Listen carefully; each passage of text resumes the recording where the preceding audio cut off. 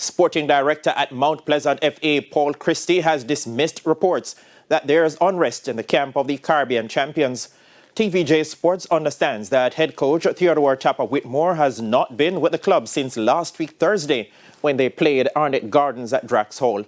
He was also absent from Sunday's fixture away to Chapelton Maroons. However, Christie says Whitmore went missing due to personal reasons and will continue to have the support of the club.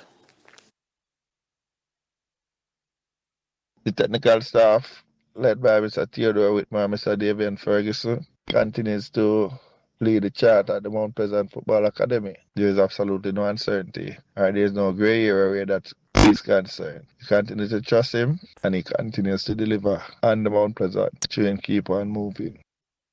Whitmore is set to be on the bench for Wednesday's rescheduled Ray and Neville Jamaica Premier League match against Cavalier at the Stadium East Field starting at 4 p.m. Let's take another break then on Primetime Sports Tuesday. We'll be back with more in the next segment. Stay with us.